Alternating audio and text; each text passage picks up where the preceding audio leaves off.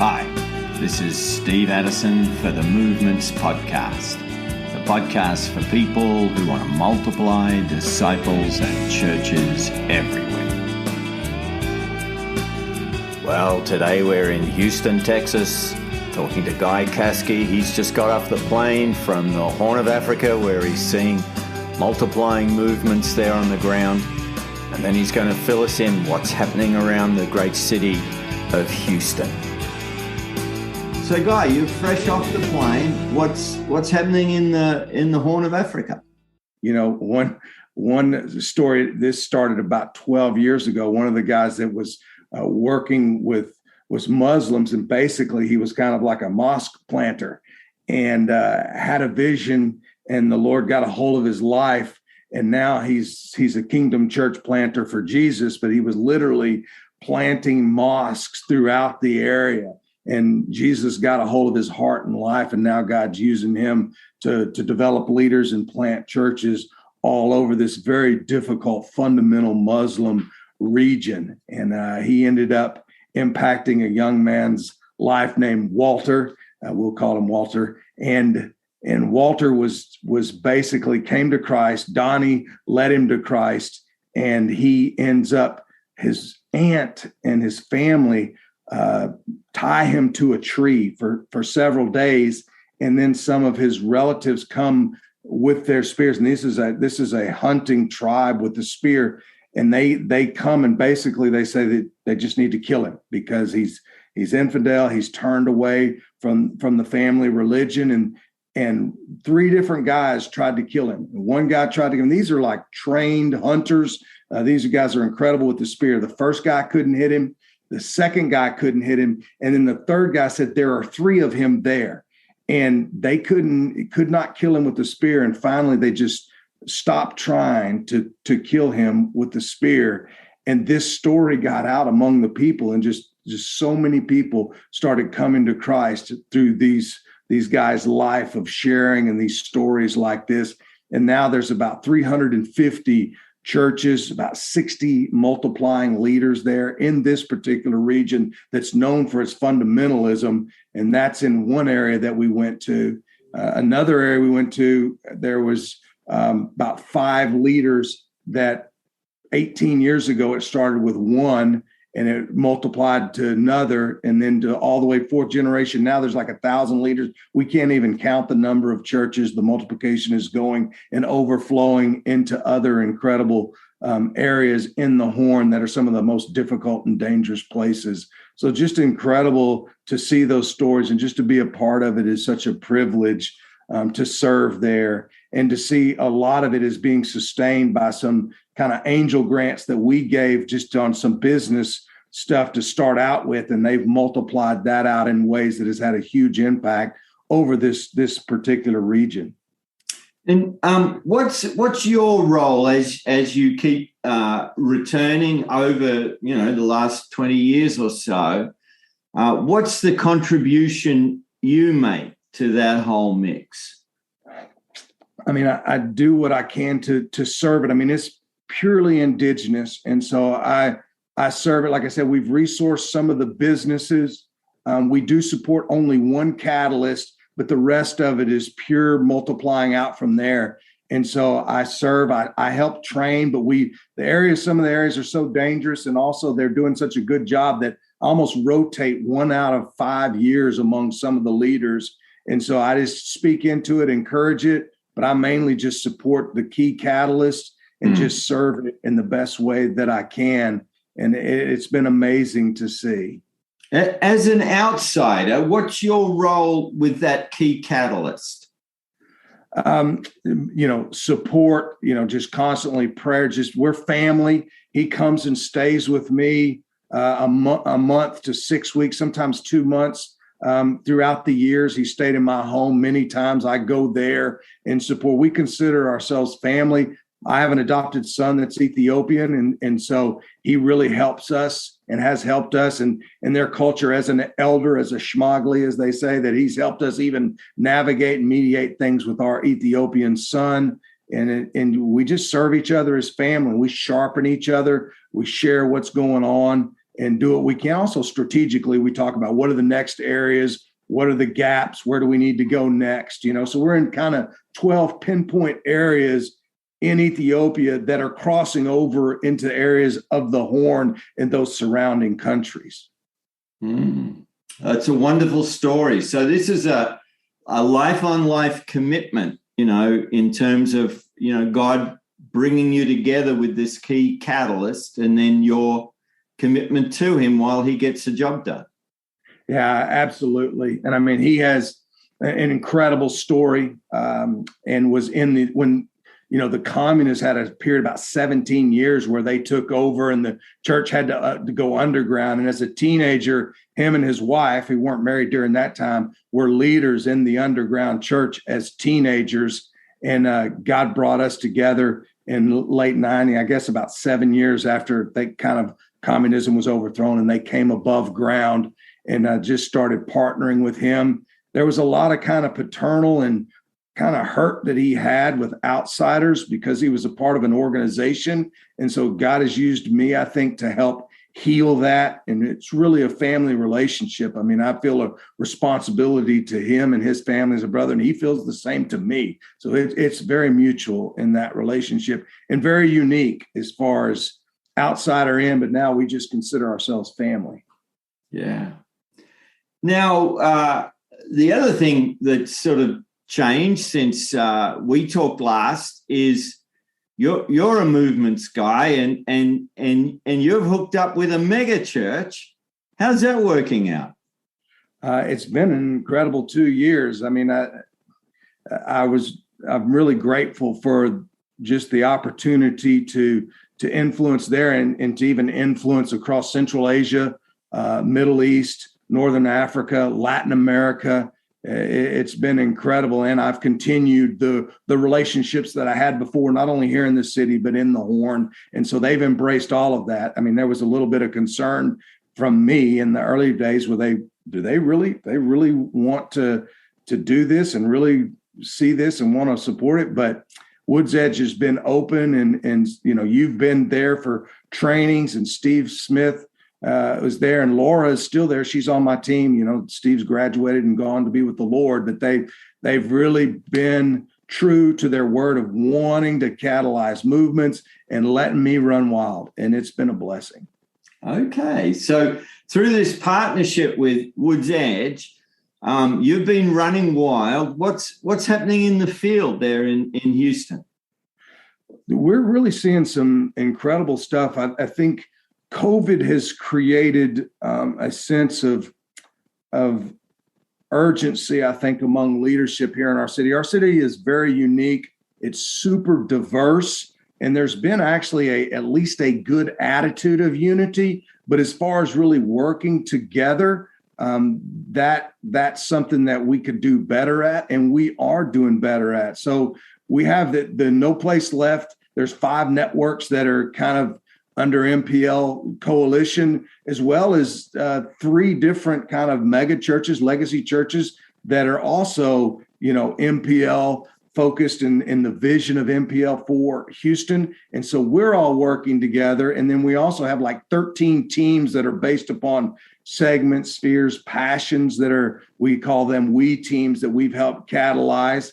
And then we have actually a legacy network that's asked us to help them do micro church multiplication or pioneering. They haven't really landed on what they want to call it. So there's just a lot of really good stuff of us actually working together, agreeing upon the DNA of love God, love people, and make disciples to make disciples, and having a simple enough tools and principles to multiply that are really going to help us reach the city. Now, I mean, we still got a long ways to go, but I think we're a lot further along than other cities. And then as a result of that, because of what's happening here in Houston, we're also learning city to city. We're working with Tampa, San Francisco, other cities here in Texas, up north in Minnesota, all the way to Portland. And so we're starting to see where we're sharing what's happening city to city in North America. And we're seeing more and more practitioners pop up,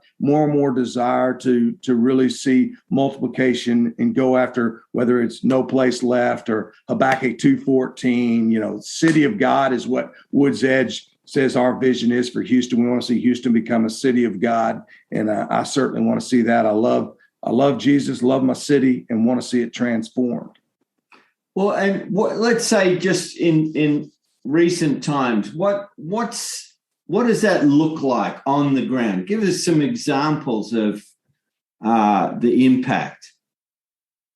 Well, of course, there's several areas, but recently we've started coming together and working together and engaging an area called Greens Point. And this Greens Point area has been known as Guns Point. Used to be a northern suburb, but then it began to, as Houston began to expand further north, it became a very difficult, high crime area, and people started calling it Guns Point. And we're saying we're going to work together to see it transformed into God's Point.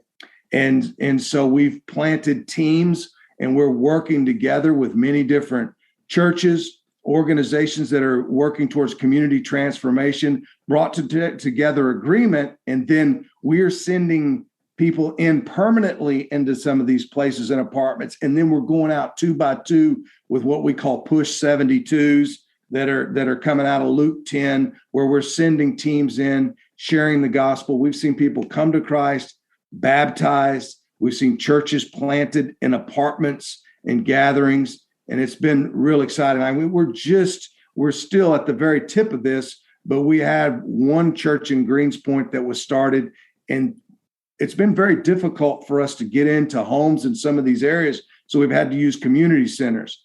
It's just part of a lot of urban areas. One of the most difficult things is to actually see people open up their homes to gathering points.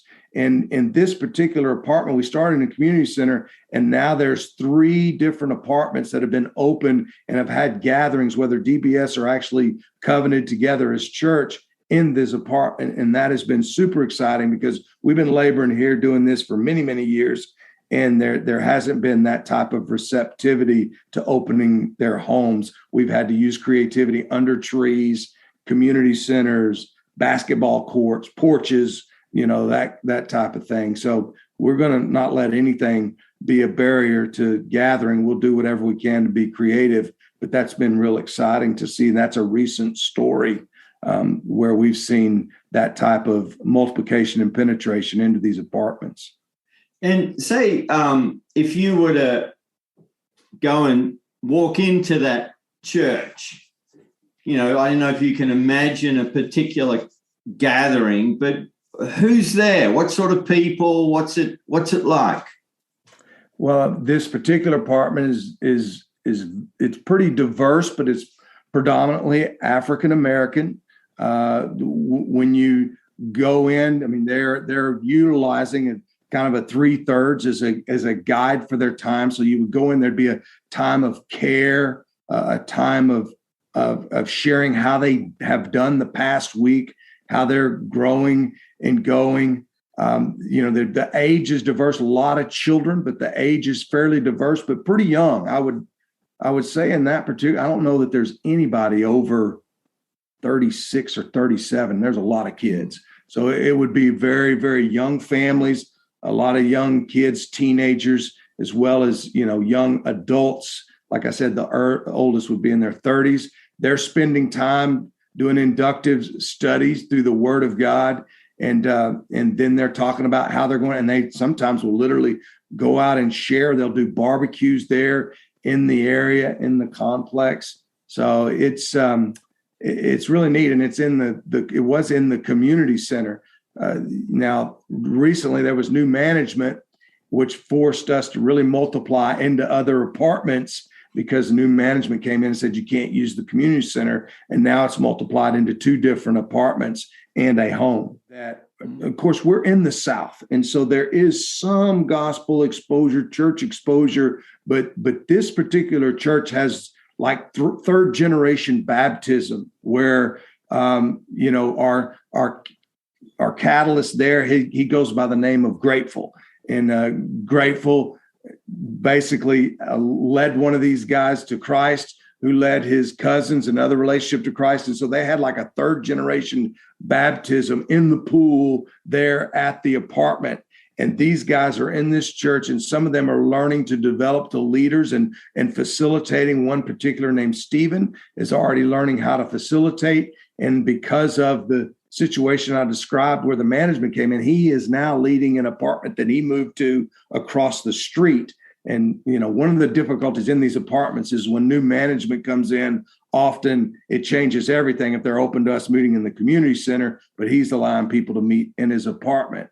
And Stephen is a young man, I would say in his mid-30s, and has family in the area. And a lot of his family's involved, and he's learning how to share the gospel by using the 3 circles, which is our tool of how to share the gospel. And so he's actively sharing the gospel and has opened up his home with his wife. His wife is supporting him and also believes in what they're doing. So it's pretty exciting for us.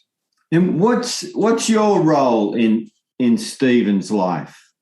I'm like a great grandfather or something. I mean, he's aware of me. I mean, he's been in a few leadership Zooms that he's been watching, that he's been invited into, that I do with Grateful. But my role is coaching and mentoring Grateful, as well as some of the other networks. The cool thing about what we have going on in Houston is it really is a team of teams. I mean, being a Texan, I'm constantly repenting of my individualism. And the more I'm seeing in Scripture, Paul is a part of teams and networks of churches and working together. And that's what we're doing here. I just don't think we live out John 17 very well. And I think we're doing a good job of moving in that direction.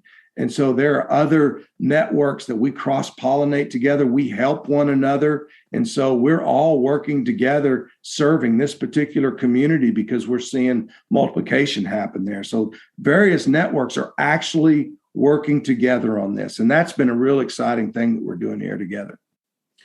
And so you're partnering with churches of thousands, and you, as partners, you're creating these churches in apartments. Yes. Led by new believers. Yes. And I'm eldering in the city with movement and multiplying networks, house to house, and other ways. And so it's kind of complex, but there's all these layers of eldering and leadership that I'm a part of. And so in some ways, I submit to, in all ways, I submit to these leaders and elders here at this mega church, but then I'm eldering across the city with all these other networks. And so it's a really unusual situation, but God is really bringing some good stuff together around that. What are you learning about what it takes to reach a city like Houston? I think that's a great question. I think that's the key question. One of the problems in big cities is this busyness, and then also just the oikos is just almost destroyed. People are individual. They're not connected to a lot of people. If you were to go into a coffee shop and say, "Hey, take me to your leader," they'd say, "You're looking at him." So you don't have the connections that you have in villages. Actually, you have villages of workplace, sports, passions, these kind of spheres and segments stacked upon each other. So you have this complexity of a stack of villages. And so we need a team of teams of spheres and segments and going after passions. And so we need to find champions in soccer, champions in the medical field, or even place like the medical center. We have one of the greatest medical centers in the world here. And so we need champions that are going to go in as people of peace, to be people of peace in order to impact those areas, which is radically different. And in many areas, going out 2 by 2 has not been as effective as throwing a party or engaging a specific place. The 2 by 2 helps us train people to be bold in the gospel, and it has its purpose, but we are reproducing and discipling and gathering by engaging at what we call spheres, or passion people in place is what we use here in Houston. But it's kind of this spheres or segments that we're going after, and that's going to take teams of teams. And so that's the way that we've been approaching it. And we need teams, and then we need to engage at that team or sphere level. So part of your role is to build coalitions of people who share that vision. Yeah, that's a good insight. So when I first started in this process, I was just faithfully to share my story and his story. I just intuitively did that. And then it was, man, I'm going to learn how to make and multiply disciples. And then it began, okay, we're going to multiply churches. And then I realized, no, we need networks. So I'm going to multiply networks. And then I began to see, we need networks, but we need teams of teams working together. So, a church of churches, many multiplying. And I was like, okay, I need to catalyze almost like, I've been calling it like a kingdom ecosystem, where these things are working together in a city where you have, yes, individuals, yes, churches, yes, network churches of churches, but then you even have legacy, orgs, community transformation, us begin to work together to see our city transformed by the gospel. And so that whole idea of multiple streams flowing into the river has been what I've been working on the last couple of years, and really growing in this. And this whole city to city that I talked about across North America, we're learning together. And I think that's making us better. And we're getting some insights into big cities that I don't think we had before because of that, cross-pollinating and learning. Okay. And what does it take to mobilize in a city like Houston? And it takes both what we call, like right to left and left to right to left would be kind of mobilizing the existing body to be about getting out into the harvest, but also seeing that wherever they are, they need to obey. So it starts first with believers being faithful right where they are, and then engaging the harvest. But then we also want to go from harvest towards, gathering as church and multiplying. So it's both ways. And so that's what I'm learning, is that it takes both ways. And then we're trying to get those who have a heart for community transformation to see the need for learning kind of what the Four Fields Kingdom process and task, to unite those together. And then even helping those that are in, whether it's, DMM, discipleship, multiplying, movements, or CPM, church multiplication, church planting movements, to see that the community needs to be transformed. And sometimes I think that we think what's going to get it done is just drawing circles with the right characteristics, and not seeing that the gospel's got to invade every part of life and needs to be expressed everywhere, not just in the gathering of a healthy church. That healthy church needs to be going in every passion, people, and place to kind of manifest and reveal God's glory, or who he is among these people. What's been the most important way that you can activate, brand new believers or existing believers to get involved in the harvest? Movement has to start in me. And so I have to say, God, move in me. This is so much more than just a bunch of tools or process that we want. I don't want to just multiply tools and principles and process. I want to see the very essence of God, Christ in me, the hope of glory, to see that passed down from generation to generation. So it starts with me, and then it starts with Kelly and I in our home as image bearers, modeling that out, having people in our homes. I think one of the things I would say that many of us as practitioners need to work on is that too often I think we're running around doing a lot of training, but we're not modeling from our homes or living it out as image bearers from our homes. And I think Kelly's and our success has to do with each of us submitted to Christ, but as image bearers in our homes, inviting people into our home, constantly having people come in, stay for the weekend, spend time with us. And so it starts in our home, and we have to model it from there as an expression. And I think that's key. And Paul, in that Romans 15 passage, we love to quote, so now there's no other place or no place left. But up before that, he talks about that he did not do anything except by modeling example by the power of God, that he lived it out. And that's a key piece if we're going to see no place left happen. Are you seeing multiplication in Houston? Are you seeing generations of disciples and churches?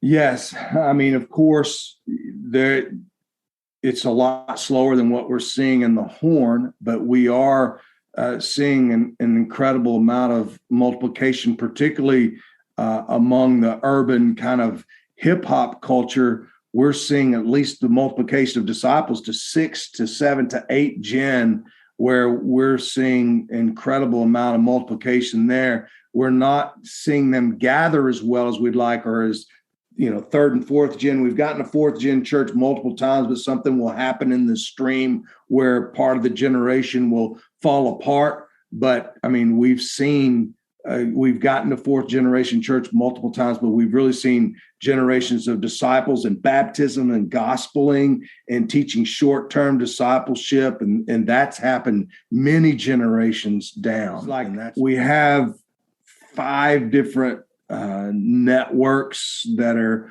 working together. Some are on the southwest side, which would be among immigrants and refugees, and they're seeing an incredible amount of work. We have some in the Med Center and South areas that are mainly among suburban Anglos. And then this urban context and culture is a lot of just mixed.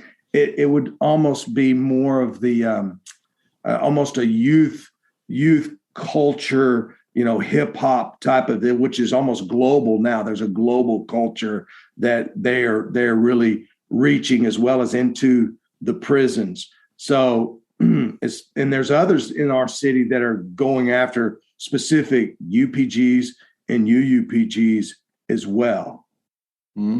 Okay, so a diversity of people groups and cultures across the city. So it is possible to see multiplying movements of disciples and churches in a Western context. Absolutely. Absolutely it is. Well, you realize that no one agrees with you. All the experts are very clear this can't happen. So what are you doing wrong? I like what I'm doing wrong a whole lot better than what people aren't doing at all. So I'm just going to keep obeying.